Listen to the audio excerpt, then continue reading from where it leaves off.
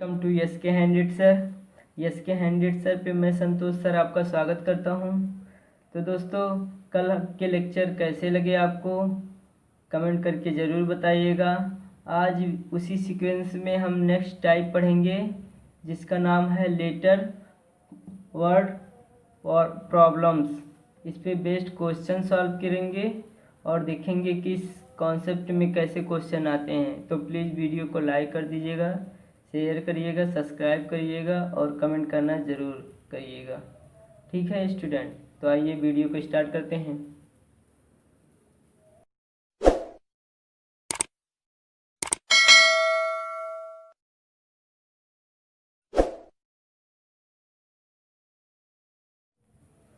देखिए, आज की वीडियो का पहला क्वेश्चन हमारा क्या है, arrangement the following words according to dictionary arrangement.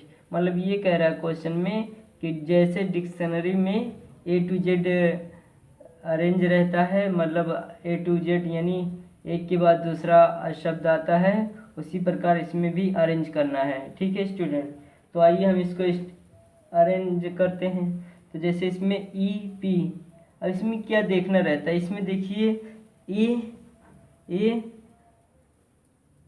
A to Z, यानी जिस प्रकार ए से बी आता है उसी प्रकार इसमें भी सेट करना रहता है। जैसे ए से बी आता है, बी से सी आता है, सी से डी आता है, डी से ई आता है, इसी प्रकार इसमें भी सेट करना रहता है। जैसे अब देखिए इसमें से कौन सा, देखिए तो इसमें से देखिए ई के बाद पी आ रहा है, ये नहीं पहले आता है। अब देखिए ई के बाद पी सभी में है, बट सी में क्या है, पी के बाद आई है, और इसमें भी देखिए सब में पी के बाद आई है। उसके बाद आगे चलते हैं, यहाँ जी है, इसके बाद देखिए जी के बाद क्या है, जी के बाद यल आता है, यल आएगा ना पहले, जी के बाद देखिए जी एच आना चाहिए, तो एच नहीं है, जी एच आई जे के यल आ गया है, यल आ गया है।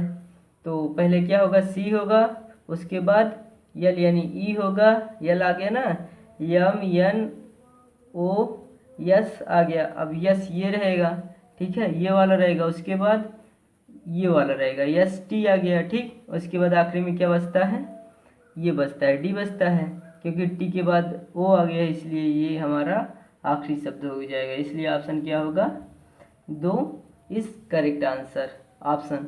ठीक, कैसे, मतलब इसमें ये देखना रहता है कि पहले ई के बाद पी आ रहा है तो ई पी आई, यानी पहले देखना है कि कौन क्या कहते हैं बढ़ते क्रम में आ रहा है, ना कि पहले आ जा रहा है। ठीक स्टूडेंट, तो आइए हम दूसरा क्वेश्चन सॉल्व करते हैं।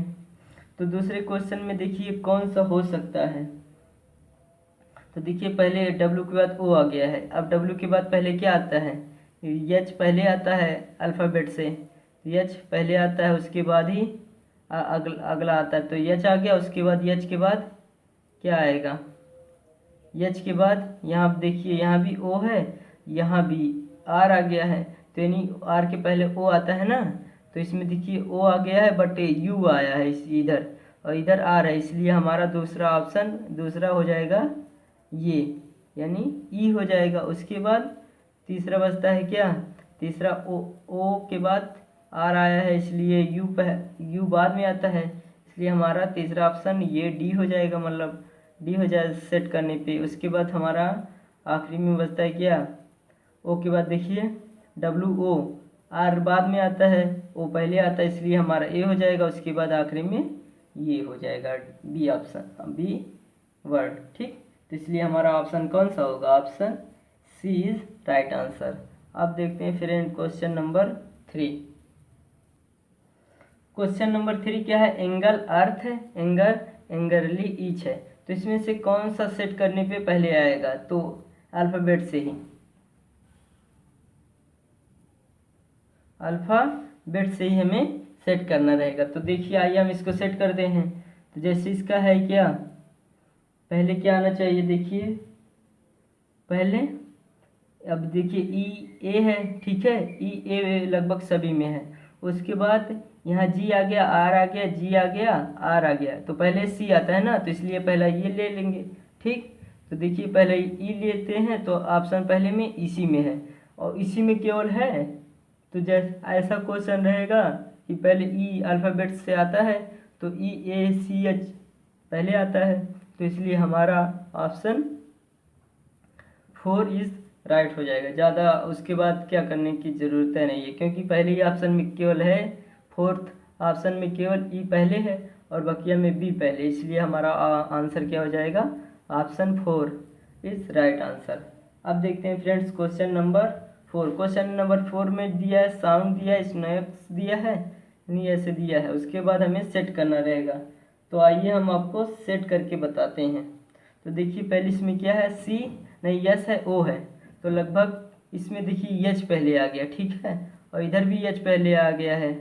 तो इसमें से कौन सा ऑप्शन हो सकता है, देखिए तो यहाँ पे देखिए पहले ये हो सकता है, क्यों हो सकता है, क्योंकि एस एच ओ आ गया और ए पहले आता है, इसलिए हमारा ऑप्शन डी हो जाएगा।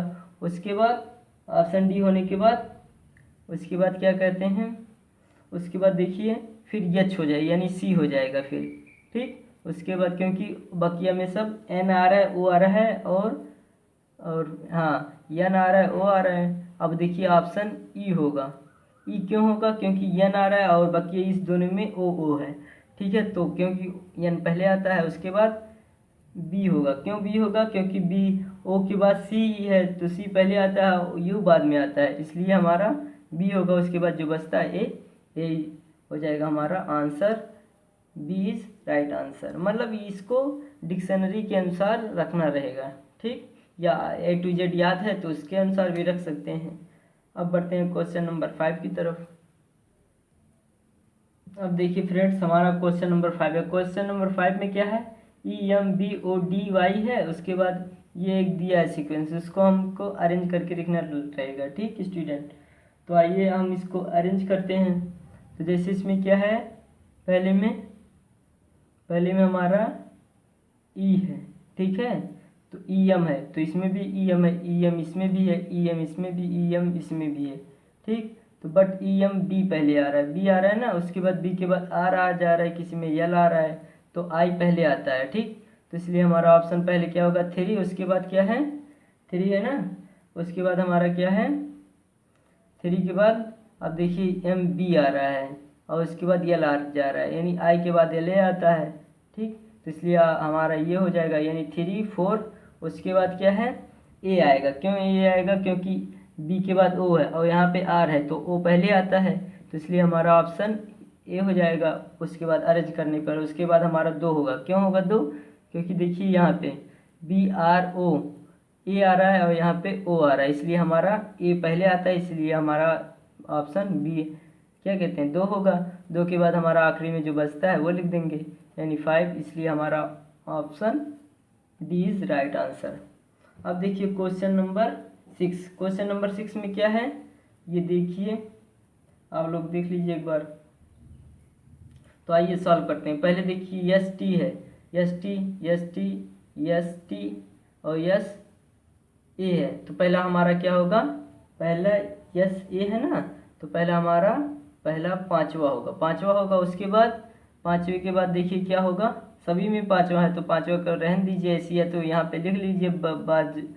उसके बाद क्या हमारा आ सकता है, देखिए उसके बाद एस टी ए है, यानी एस टी किसी में आर है किसी में ओ है, तो इसलिए हमारा ऑप्शन ये 4 होगा, ठीक है। दूसरा, अब दूसरे के बाद क्या होगा, एस टी ओ है और एस टी आर है, तो इसलिए सब में इसमें भी आर है इसमें भी आर है, इसलिए ये दोनों नहीं पहले आ सकता है, पहले होगा एस टी ओ होगा, क्योंकि ओ पहले आता है, तो इसलिए 1 हो गया, ठीक। उसके बाद इस दोनों में देख लीजिए क्या है, इस दोनों में देख लीजिए पहले एस आर ए पी है या आर ए एन है, तो पहले एन आता है पी बाद में आता है, इसलिए हमारा तीसरा हो जाएगा और जो बचता है वो लिख लेंगे।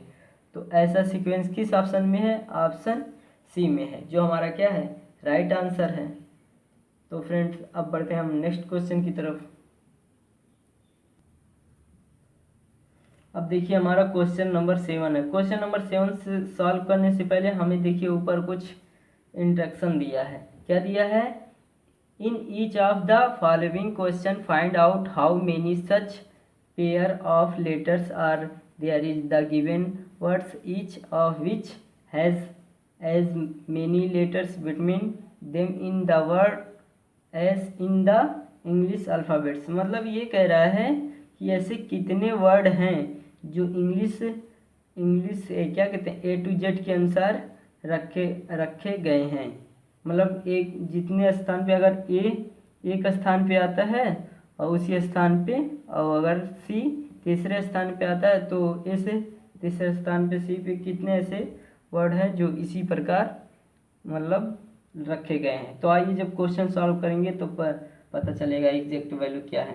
तो देखिए एन के बाद क्या आता है, NOPQRSTUV, तो ये नहीं हो सकता। उसके बाद क्या है एन, फिर से देख लेते हैं NOPQRS, तो देखिए एक मिल रहा है ना, जैसे अल्फ़ाबेट में यानी A to Z में आता है उसी प्रकार उसी स्थान पे ये भी है। उसके बाद क्या है EFGHIJKL, ये भी नहीं है। उसके बाद क्या है EF, उसके बाद C से चलेंगे CDEFGHI, ये भी नहीं है। CDE, EFGHIJ, नहीं है। STUVW, और इसके बाद ABCDEFG, ये भी नहीं रहा। और इसलिए हमारा क्या कह सकते हैं कि केवल एक ही ऐसा शब्द है जो अल्फ़ाबेट्स के अनुसार रखा गया है। अब देखिए हम फ्रेंड्स क्वेश्चन नंबर 8 सॉल्व करेंगे, इसी अनुसार है। तो क्या है PQRSTUVW, नहीं है। RSTUVWX, नहीं है। तो EFGHIJ, ये भी नहीं है। EFG नहीं है। ABCDE, देखिए एक मिल गया। उसके बाद EFGH, ये नहीं मिल रहा है। उसके बाद क्या है MNOPQ, ये भी नहीं मिल रहा है। उसके बाद क्या है, उसके बाद ABCDE,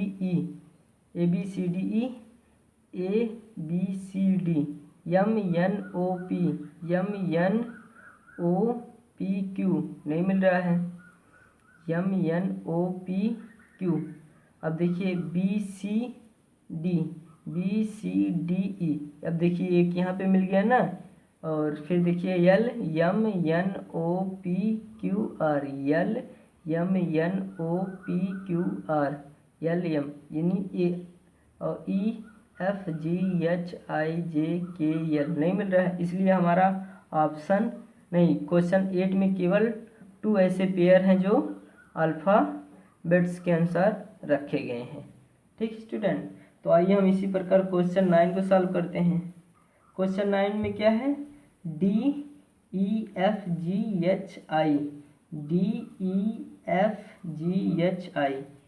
AB एक मिल रहा है। ABCDE, यहाँ से 2 मिल रहा है। ठीक, 2 मिल रहा है। उसके बाद AB, उसके बाद देखिए BCDE, यहाँ पे एक और मिल रहा है। उसके बाद BCD, ये 2 मिल रहा है। और उसके बाद यहाँ देखिए LMNOP नहीं मिल रहा है। EFGHIJ नहीं मिल रहा है। इसलिए हम कह सकते हैं कि क्वेश्चन 9 में 4 ऐसे हैं जो अल्फ़ाबेट्स के अनुसार रखे गए हैं। जिस स्थान में अल्फ़ाबेट्स में होते हैं उसी स्थान पे इसमें भी क्वेश्चन में रखे गए हैं। अब देखिए हमारा क्वेश्चन नंबर 10 है। क्वेश्चन नंबर 10 क्या है, देखिए CDE एक मिल गया। CDE एक मिला। उसके बाद क्या है CDEFGHIJ, एक ही मिल रहा है। उसके बाद RSTUVWX, उसके बाद क्या है EFGHIJ, EFGDEFGHDE, देखिए यहाँ पे 2 मिल गया। उसके बाद DEFG, उसके बाद IJKL, उसके बाद BCD, यहाँ पे एक और मिल गया BCD, EFG, उसके बाद LMNOPQR, ये नहीं मिल रहा है। उसके बाद आखिरी में क्या बचता है E। अब देखिए यहाँ से एक और मिल रहा है BCDE, यहाँ से देखिए एक और मिल रहा है, क्या BCD एक और मिल रहा है। तो इसलिए हमारा कर सकते हैं, और इसको करेंगे तो नहीं मिलेगा कोई भी, इसलिए हम कह सकते हैं कि 10 क्वेश्चन में ऐसे 4 हैं जो अल्फ़ाबेट के अनुसार रखे गए हैं। तो ये था हमारा 10 क्वेश्चन आज की वीडियो में। बस इतना ही। अगले वीडियो में हम इसका नेक्स्ट क्वेश्चन और नेक्स्ट टाइप पढ़ेंगे। तब तक के लिए bye bye, take care, thank you student.